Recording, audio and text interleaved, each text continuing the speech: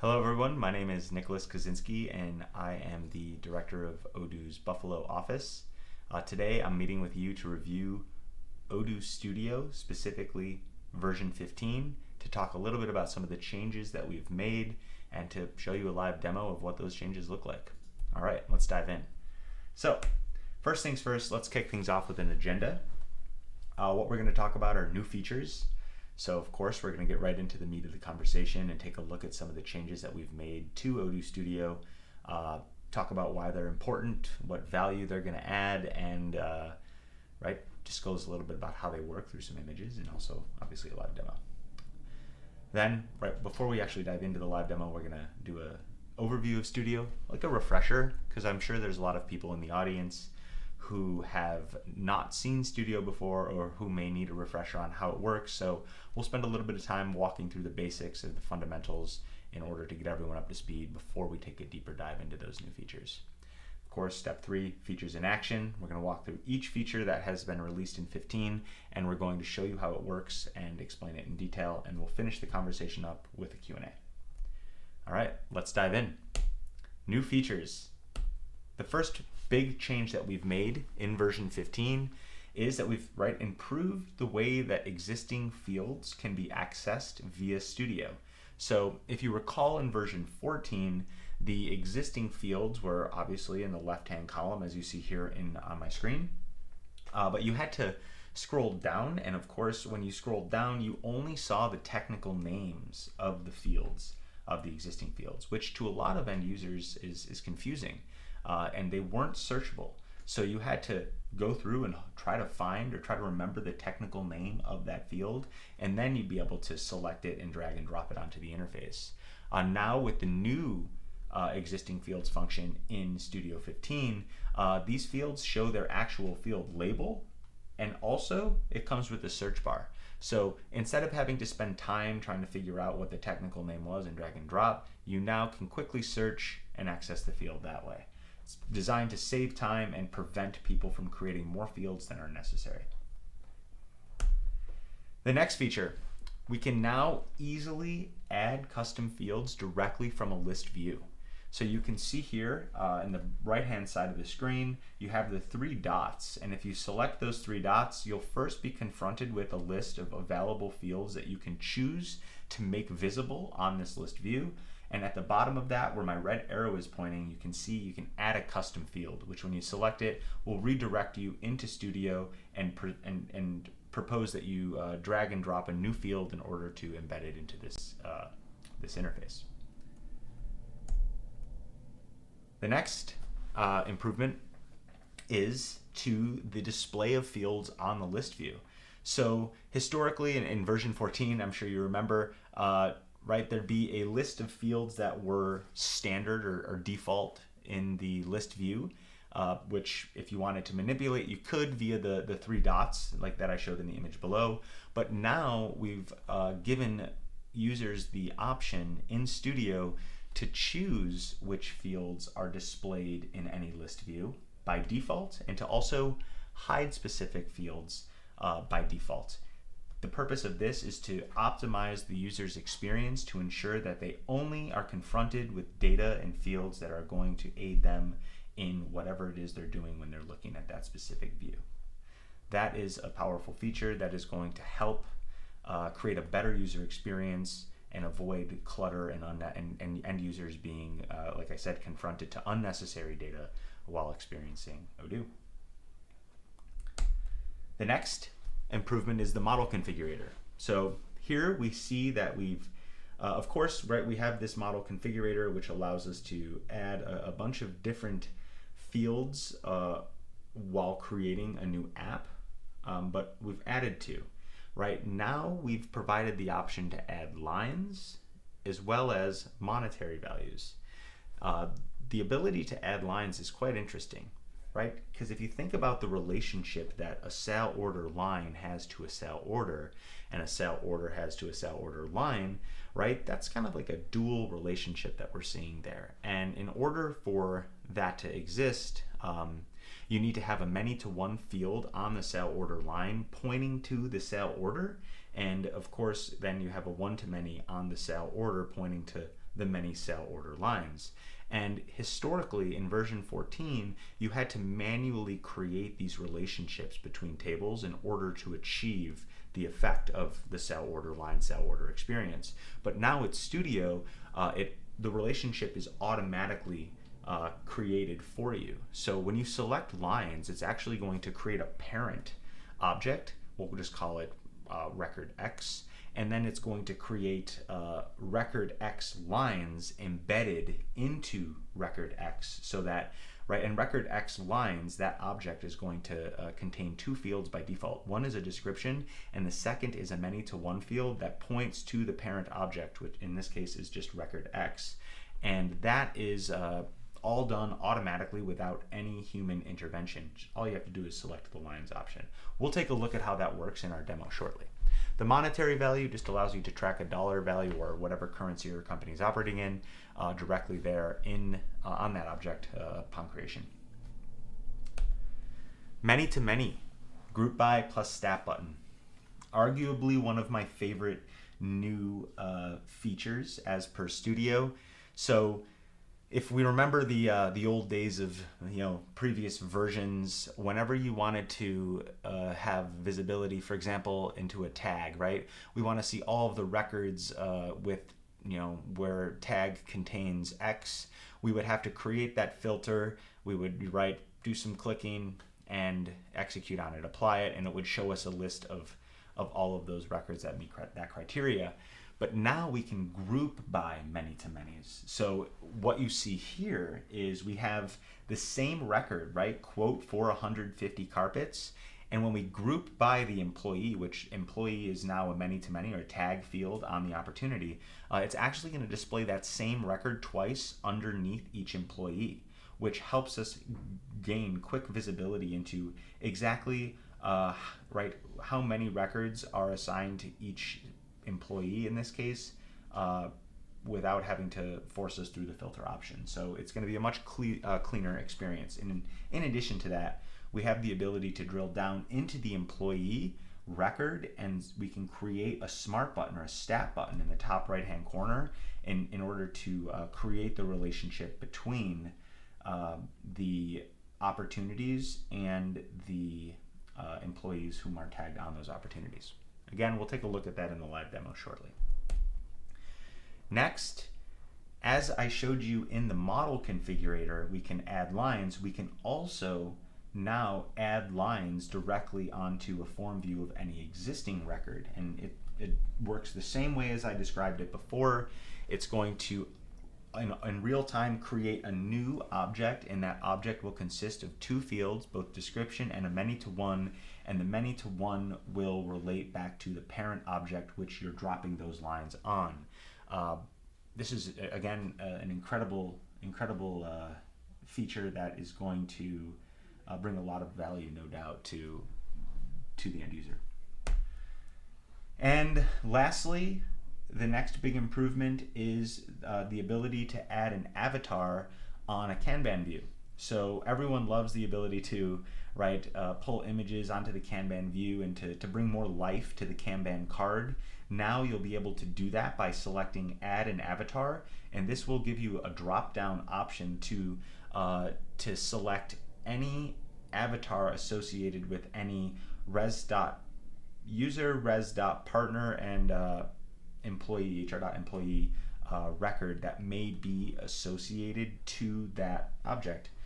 So for example, if we wanted to associate the avatar of the person responsible on the product.template, as we would see here, we'd have the option to do that, and it would pull that person's image. Or if we're on an opportunity and we want to reference the image of the res.partner, in this case it could be a company logo, and we want to pull that onto the Kanban card of the opportunity, we'll have the option to do that.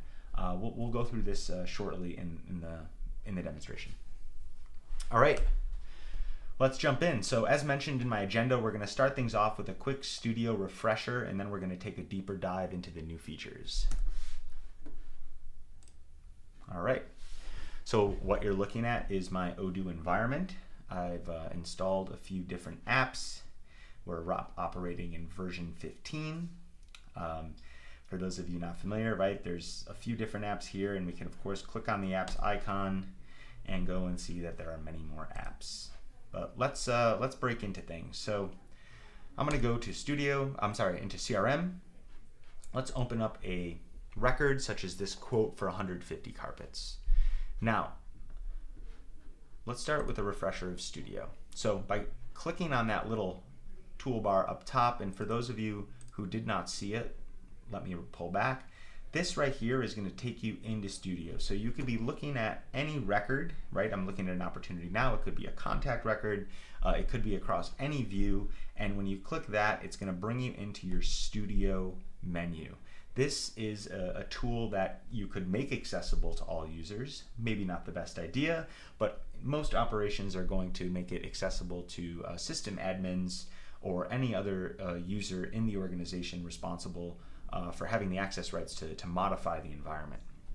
Now, what Studio really does in a nutshell is it allows you to make changes to your experience, to your database, and to your overall system without requiring any technical knowledge or code writing on behalf of the end user. So it's very much designed to be a drag and drop tool that allows a business to achieve the changes that they want without having to pay an arm and a leg or to overwhelm themselves with technical complexity. So let me walk you through this. So you can see I have an existing interface here. If I hover around, I can select specific fields, and it's going to give me options in terms of what I could do to modify those, right? You'll see right up top here we have 3 core options. Invisible, so what I could check to make this field invisible, for example, and I could even go as far as saying under certain conditions, right? I could say, if I select this, it's going to say the invisible property is only applied to records matching this filter. Okay, what filter? This is going to allow me to really dictate the conditions that would need to be met in order to make this invisible. And I can see any field associated with the object, right, or the model opportunity. I'm going to be able to select and build conditions around. So I could get into saying that if the salesperson, right, is equal to, is set, is not, right, if it's equal to X, or if the, and in this case I would actually want to go as far as saying is if the salesperson name is not X, then it could be set as invisible. And you could really layer this as deep as you want, and I could say I need all of these conditions to be met in order for this field to be invisible, or any of these conditions to be met. Of course, you could become, you know, as sophisticated as you want in your configuration by even building sublayers to this as well. The same is true for making field required or read-only. So if you think about it, let's say you have a sale in this, you know, part of the sales team, normal sales, and it has a expected revenue of greater than 100,000, then you could make the expected closing date field required in order to help ensure that the salesperson, right, registers that expected revenue in a time frame that's reasonable for the company to depend on. That's just a simple use case example of how you could get into the configuration of a simple field. And right, this functionality I'm showing you is true across any field, across any app, framework-wide. Right, if we keep going down, we're going to see the label. We can provide help tool tips here. We could have placeholder texts in the event that the field is it's a new record and there's currently no value held in the field. We can then choose different widgets here, so we could have a date range, remaining days, or an actual just date field. And then we could have a default value provided down here. And lastly, we could even go as far as limiting the visibility of this field to groups. For example, maybe we only want sales managers to be able to see the expected revenue of a sale, of an opportunity. Maybe not the greatest example, but at least you get the idea, and you can extrapolate on that concept and apply it to, right, the rest of the system any way you might like. We could even go a step deeper into the More button here, which is going to go behind the date field, where we can get into relating the value held in this field to different fields, defining dependencies, and even going as far as creating computed fields, where we're starting to get into the realm of Python. But we'll back out of there for now, and we'll go back here. So that's what you can do as far as selecting different fields. Now, let's say I want to track a bit of information that I don't have on here today in my standard Odoo. Well, that's what Studio's for. So I can go here and pull any one of these different field types in order to create a new field on this object. For example, a text field. I want to drag and drop it right there. And now, without any code being written, Odoo creates a new text field on this record and on any records that would come after this upon creation. And any previous records that were created will also inherit this change. So I would name this whatever I want. I can just say, customer ID, for example. And I could then change any of this, but I'm gonna go and close out of here for now and show you how that works. So now customer ID has been added. I'll just say it's 1, 2, 3, 4, 5, and I'll click save. And just like that, I have that stored. And if I want to create a new record, my customer ID field is now accessible. So what I can also do is go to filter, and you will see that when I search, nope, not favorite, but filter, that customer ID is now part of my search option. And I can say, show me everything that contains that, and there's the record. Now, going back into Studio, what I can also do is I could go into my views, and views are going to allow me to activate certain views or deactivate them. So I'm in a form view now. Maybe I want to adapt to a list view, or I want to enable another view. I'll have the options to do that here. One view that's worth mentioning is a search view. So this is where I can go in and say one of the existing fields, which is a new feature we'll talk about shortly. I can say I want to find the customer ID, and I want to actually add it to autocomplete. And just like that, when I close out now, instead of having to do the filter function, I can see customer ID as part of the autocomplete selection, and I can achieve the same effect with ease that way. Again, this is working in all apps across all records, and you can begin to really speed up the user's experience by employing that tool. So going back, views, we've talked about. Reports, so I don't have any crm.lead reports, but I have many other PDF reports across different apps, which of course I could access via Studio by opening it up, and I can begin to modify this report by dragging and dropping fields here. If I go back, now translations, as far as that goes, I can come in here and I can get into setting translation values. So if you're working in a multi-language environment, you'll be able to configure down to the field level how words get translated in your database. Much of this is going to be automated via the translation services that we provide. But if you want to be be nitpicky and you want to really hone in on certain words or terminology, or maybe you have a product name that has no translation, out of the box, then you're obviously going to want to employ this tool in order to go the extra mile in that sense. Then there's something called automation. So these are automated actions. Now, automated actions allow for you to create actions in the system when certain conditions are met. If I click create, again, it's all point and click. So I can have action X. It's going to take place on the lead/opportunity model. And then the trigger here, I can say it's on creation, on update, on creation and update, delete, based on a form mod, and even based on a time condition. If I say creation and update, here I can say apply on, and let's go as far as saying, anything we want. We can say the city is equal to something, or guess what? The customer ID is equal to, 1, 2, 3. And when I click save, it's going to say how many records match that criteria. And I don't want to say equal to, I'd rather say contains, because the customer ID was 1, 2, 3, 4, 5. But if I change it to contains, then it'll show me that that one record meets that criteria. Action to do, extremely important field. This is where I define exactly what I want to happen when the system finds a record which matches the criteria I defined in the step before. Here I can say we can execute Python code, we can create a new record, update the record, execute actions, send email, etc. So lots of things here, even create a new record or update the record, and maybe I want to assign the right salesperson to X or the sales team to X, and you can reference existing salespeople. I only have one in the system, but you get the idea. So when this condition is met, that happens. Cool stuff, but I will remove this for now for the sake of the demo. Then there's access controls where you get into read, write, create, delete access across user groups directly from Studio, as well as filter rules, which allow us to create and manage filters, which automate the information that is displayed either via selecting a certain filter or by default. All right, that's the basics of Studio for those of you who were unfamiliar or needed a refresher.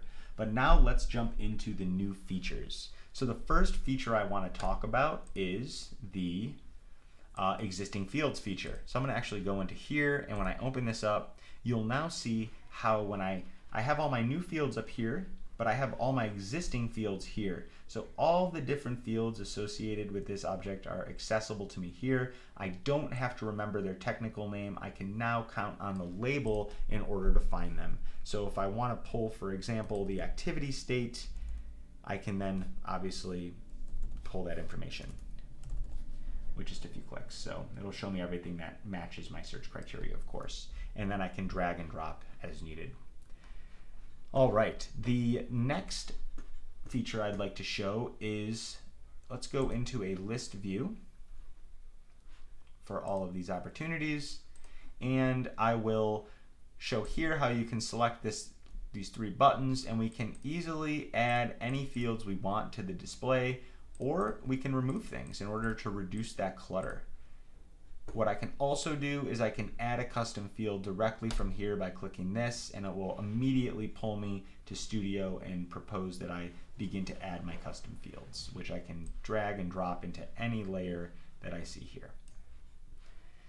Okay, so what I want to talk about next is the ability to set as a default a specific field in a list view. So let's go here and let's open Studio, and let's say I want the contact name to be hidden by default. So now every time a user comes to this view, that name will not be on display. But I want the phone field, for example, to always be shown by default, and that will keep that in this view. That way users aren't constrained to the fields that Odoo proposes out of the box. They now have total control and configurability over any list view to define what fields are shown and what are not. This is going to add value to the end user because, again, it's going to keep their interface clean and lean. Now, the next thing I'd like to show is the changes that we've made to the model configurator. So when I'm at a home screen and I click on Studio, I have the option to create an entirely new app. And you may be thinking, oh man, that's going to be complex, but in reality, it's not at all. It's actually all point and click. So I select create a new app, I'm going to go to next, and I'm going to create an app called Real Estate. And that's the name of my app. I can design my app here, the color schema, I can upload an image if I want, right? You have some options there, but I'll click next. And here it will say, what would you like to name your first object? And in this case, I'll just call it properties. And I want to create a new model, right? I could lean on an existing model if I want, but I'm going to create a new one because we're going to show the model configurator, which is here. So the model configurator is where I can begin to select all the different fields that I want to create automatically upon creation of the new model. So for example, I want to assign a contact. I don't need a date and a calendar. I do want pipeline stages. Don't need notes, don't need a company, definitely want a chatter. I definitely want some lines, right? And I want to have a monetary value. As far as a user goes, sure, why not? And I'll click create the app. Now the app is getting created, and what's happening is it's actually creating a new object, and it's creating a second object for all of those lines, which I've talked about before. And just like that, you will see if I close out of here, I'm in my real estate application, and I'm going to do a quick refresh just to make sure that we're looking at this from the outside perspective. You can see real estate. I open it up and I'm looking at my real estate app. I have properties up here. When I click create, it's going to bring me to a form view to show me that I can create a new property. And of course, all the fields that I needed are here. We're going to call this property 1. I can assign a contact. It already syncs with my contact database, and it pulls those fields automatically, which is great. Responsible.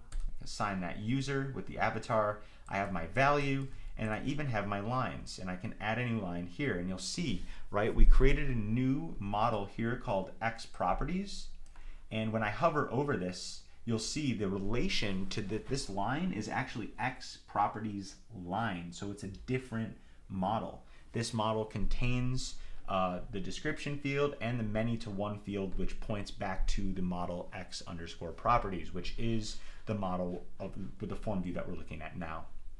I can have, different values here, sure.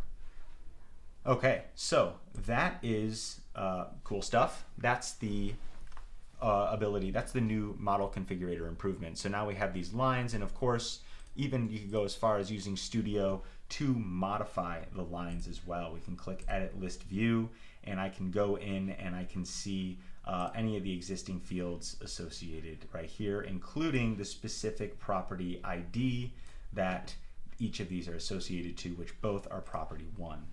And there you have it. All right, so let's jump out, and the next thing I want to talk about is the new many-to-many group by functionality. So let's see how this works. If I go to CRM, let's pull open one of these records, and let's pretend I'm a salesperson and I want to be able to associate more than one employee to an opportunity in order to, say, keep track of the different pre-sale experts that were helping me as the salesperson move this sale forward. So I'm going to open Studio to accomplish that, and I'm going to actually go to the tags option here, many to many. You'll see it right down here, and I'm going to drag and drop it onto the the UI, and I'm going to then relate it to I could use it to an employee, or I could do a user in this case. So I'll select users, I'll click confirm. And now I'll be able to tag users here, and I could rename this field to consultants, and you'll see it'll update that name right here, and I'll actually go and close out. And now I'll be able to specify here the name of a consultant, and I'm going to have another one here called user X, and I'm just going to go ahead and create that, and we're going to save and close. Oops. There we go. And voila, we've assigned 2 users to this particular field. Okay, so now when I go back to the CRM and I want to look in a list view, I can actually group by, and I'm going to select the user field. I'm going to go to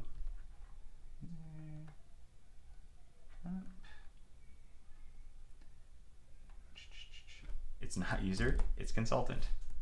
Sorry about that. And we'll click apply, and there we'll see Mitch Bossy and user X, and both have quote for 150 carpets associated to them in the group by. If you are a experienced Odooer, then you will definitely know this is a pretty significant change inside of our database. Extremely functional, right? It's great to be able to roll the same record up to 2 different groups in a list view.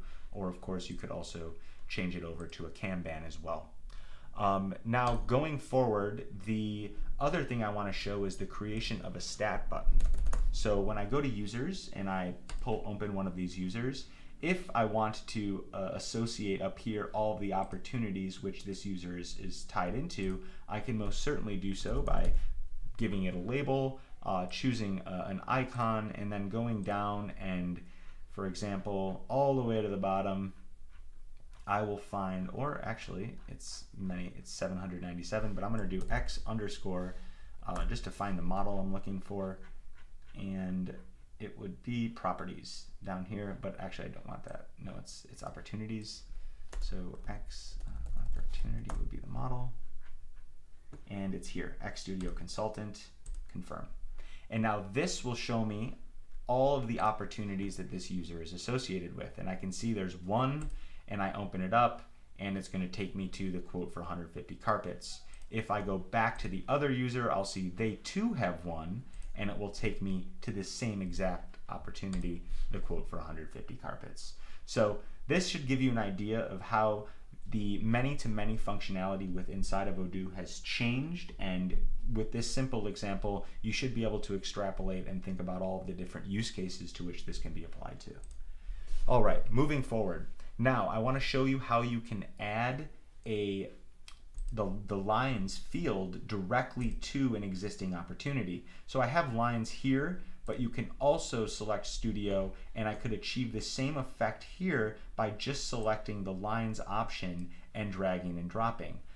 You can do that and drop, and it would literally mimic what I have right here, and it would do the same thing as before. So it would create a new object when you drop that, and that object would be whatever object you're on, underscore lines, and it would also create a many-to-many, which would link it back to the parent object. All right, and I have one more feature to show you today, and that feature is the avatar feature. So what we can do is, if we're in a Kanban view, we have the, I'm gonna go to the CRM. I can actually go into Studio when looking at the Kanban view. I can see here I can add an avatar, and if I select that, it's going to give me a whole bunch of different options to choose from. Do I want to reference the user? Do I want to reference the employee or the res partner? Let's pull the customer logo here onto the Kanban card, and just like that, this customer doesn't have one, but if I close out, you'll see that some of the customers do. For example, Global Solutions here, they have an avatar image that was pulled, which looks nicely there, and I can even go in and click it if I want. So with that being said, that concludes all of the new features in Studio, or not all of them, but some of the core ones that I thought would be worth mentioning to you today. There are still more changes that we'll be making to Studio, which we'll do videos on all year to talk about in more detail. With that being said, thanks so much for your time. For the rest of the presentation today, we're going to focus on a Q&A. Let's get it going. Thanks, guys.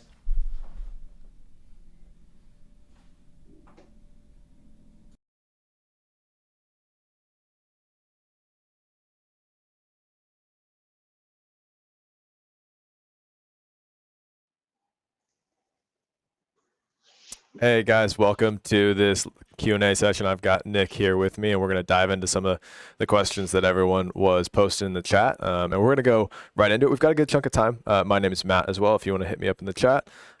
Nick, one of the questions that came through was just asking about, I know towards the end of the demonstration you were building a new module, and somebody was asking, what would happen if you were to choose that module wasn't something you wanted to continue with and you deleted it? Would the corresponding objects be deleted as well? Can you speak to that at all? Sure. The answer to that question is no, not right away, right? Because there's a lot of things happening when you create a new app in Odoo, right? There's different models that get created. And of course, with those models, there's different views. And then from those views and whatnot, you're going to get different dependencies that could have implications far more reaching than you might anticipate out of the gate. So to just think that you can do a simple action delete on an app is not true. We would not advise you to do that. You would want to take a few minutes, and we'd even recommend contacting support in the event that you really wanted to get rid of that app, because we'd want to analyze all of the different dependencies and implications associated with that object, and then and make sure that if we were to delete it and when we delete it, that there would be no negative consequences that would jeopardize the integrity of the environment. Awesome. Thank you for that response too. Muhammad was asking a question about just trying to set default values in either a many to many or many to one field. Is that something that you can speak to a little bit for us? Sure. So setting a default value in Studio for the many to many option should be available to you just right out of the Studio interface. So I would advise you to do it that way. Alternatively, you could you could go into the view and define a default value via JSON. And also, lastly, you could create an automated action that says upon creation of this record, action to do update record, and then define the fields to write on. Choose the field that you want to populate a default value in, and then you can choose the different values that you want to be held in that field upon creation. So there's a few different options to achieve that. Depending on the use case and the business flow, one could be better than the other. Got you. That makes sense. In that vein, I know, this was answered in the chat. It was asked a little bit earlier as well, but there was a question about just using automated actions to create a posting. The example that was given was using when a sales invoice is issued, do a provision posting for bonus expenses. Can you speak to kind of the capacity to use automated actions there a little bit? For sure. I actually posted a video in that chat. It's a video I made when I was a younger man back in like 2018, I think, or so. That goes over how to use automated actions to create new records upon certain conditions being met on the parent record or the place of origin record. Yeah, it's the same thing, right? You create the automated action, you define the conditions that would need to be met in order for that action to be performed. The action to do would be create new record. And then when you select create new record, it's going to ask you to define the type of record or the model or object that you want to create a record within. And then it's going to ask you to define all of the different fields on that new record that should be modified, or you define what value you would want to put in those fields upon creation. Now, keep in mind, the one place that people usually get hung up on when creating a new record automatically via an automated action is that they don't specify all of the required fields on that object, right? When creating the new record. And so they say, okay, the conditions have been met. I want to create this new record. The system goes to create the new record and it can't create it because there's certain required fields on that object that have no value in them, and therefore the system blocks you. So I go over all of that in the video I posted on that chat. I'd encourage you to watch it. And if you have any more questions beyond that, you can email me at nko@odoo.com. Perfect. Yeah, and definitely take advantage of that. I think Nick has obviously a great grasp on this stuff, so reaching out to him is a great way to get further intel as well. And keep the questions coming, guys. We're gonna keep running through them here. Another question that was asked was just user-defined defaults. Can you kind of speak to the ability to have defaults based on a user-by-user basis? Sure. User-defined defaults. I guess my follow-up question would be, what are we defining? I think it was asked in the context of setting some default values for different many to many or many to one.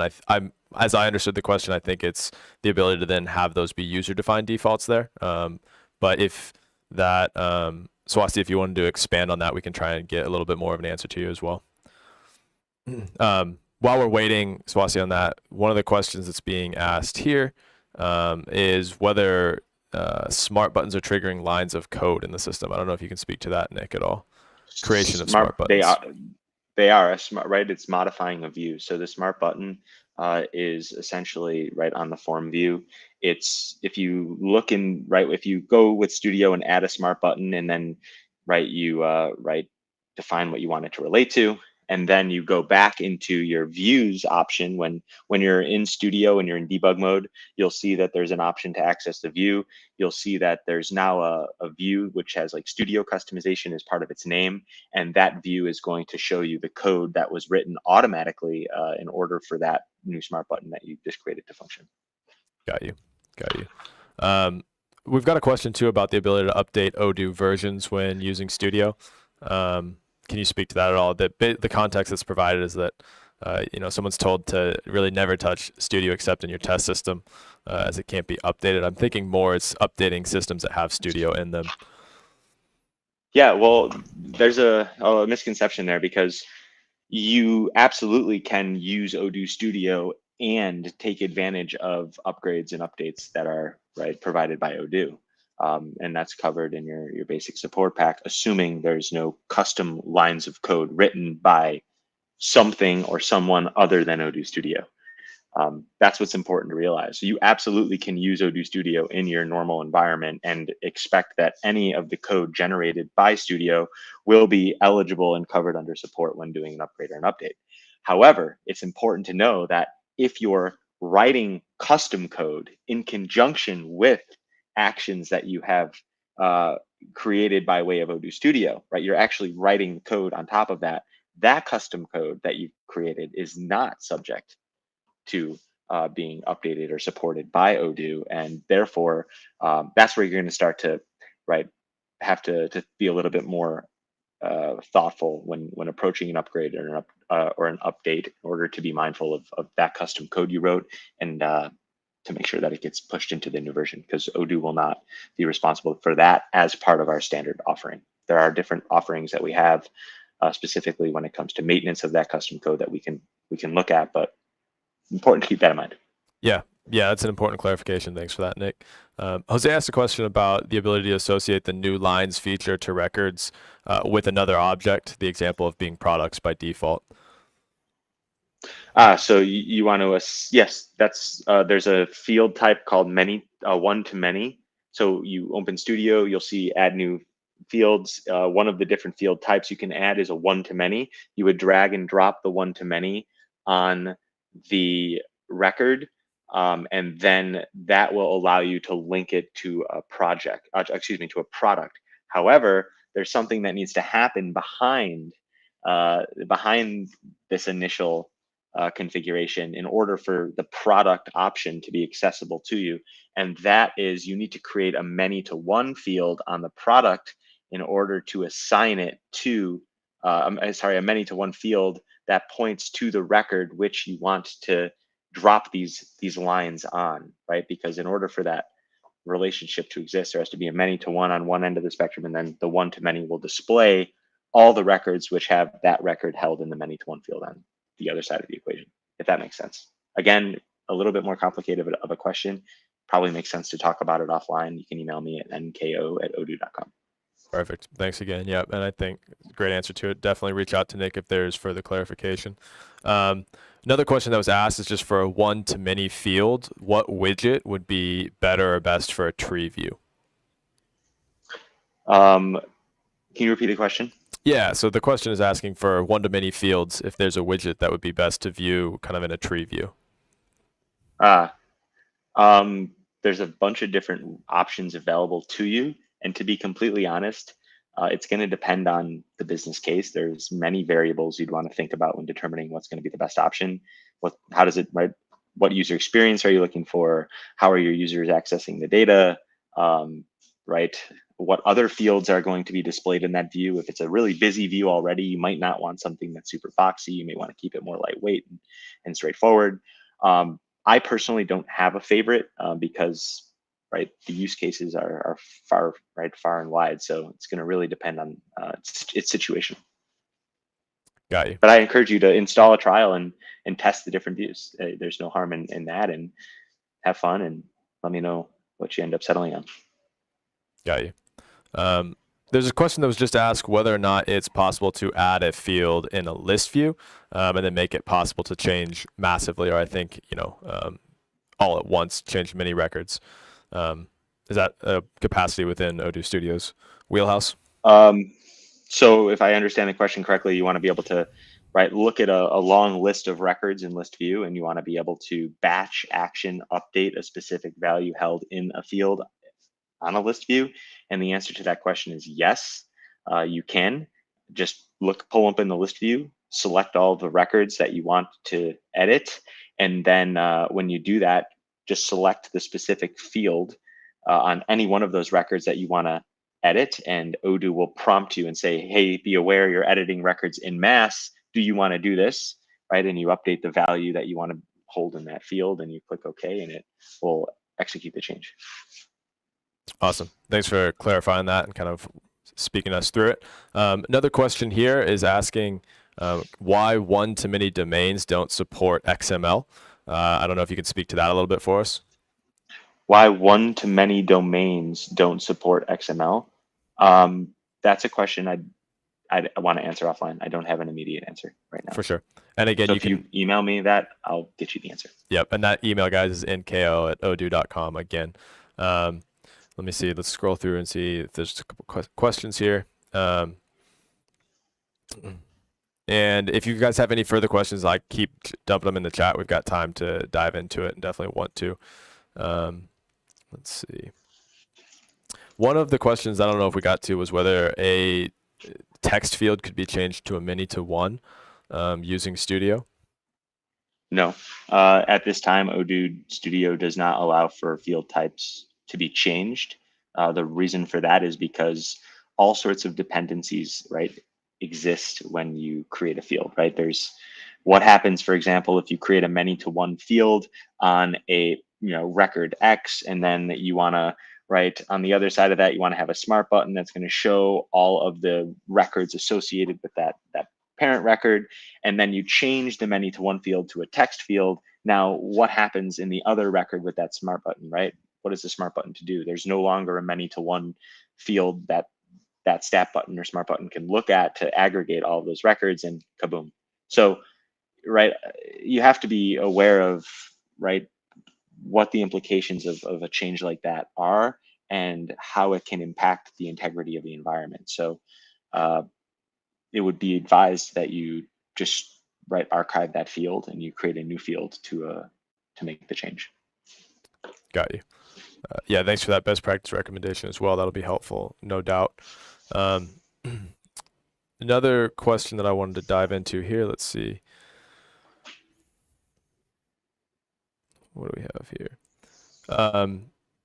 Another question just came through asking whether you can define the domain of a field in Studio.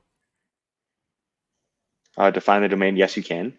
If you click on in Studio in the left-hand column that says domain, if you click domain, it will pull up a little wizard. The wizard will allow you to click edit your filter, and then that filter will allow you to specify a domain. Alternatively, you can actually modify the domain by hand if you want as well, and write the code yourself. Not advised because Studio is going to do it for you and remove the risk that is a human error from that equation. So, but both options are accessible. Got you. We've got some people asking if you're on their implementation team. I think you're stirring up a little bit of a fan base here. Another question coming through. No, I'm not. But I have great people who are, so that I work with. Yeah, for sure. Another question coming through is just asking whether data mining is possible in Studio. I don't know if you want to speak to that a little bit. Data mining is a big word. I'd want to know more about what they're trying to achieve when they say data mining. Yep. Question coming in on reports here and using Studio to help in that space, asking whether it's possible to print a decimal field as a number without decimal field when you actually print out the reports or the PDFs. So it depends. Do you want to have decimals in the back end and then you want to print out, right? Do you want to have a different rounding method on the front end, on the PDF side of things? If you want to do that, then I believe it would require some customization. But if you want to have a rounding effect on the back end that is synonymous with that on the front end, and hence have no decimal, just have a straight number, then yeah, you can do that. But you'd have to make the change on both the back end and the front end to do it with the out of the box software. But if you want to have something that's different on back end versus front end, then you would be looking at customization. Got you. Awesome. Another question, kind of more just on the limitations of using Python within automated actions. I don't know if you can speak to kind of the capacities there where you might run into some barriers. Barriers, none that I can really speak of. Again, I'd have to look at specific use cases because that's a really wide question. But the capacity is absolutely there. I have a lot of YouTube videos. If you just look up Nicholas Kaczynski Odoo on YouTube, you'll see I've created hundreds and hundreds of videos that will, some of them will go into how to execute Python via an automated action. how to write calculated fields, things like that. So I'd encourage you to investigate those videos for a deeper understanding. But alternatively, if you have a certain objective you're trying to achieve by way of Python and an automated action, you can send me an email at nko@odoo.com, and I'll be happy to spend some time and help you work through it and give you my feedback. Awesome. Thanks, Nick.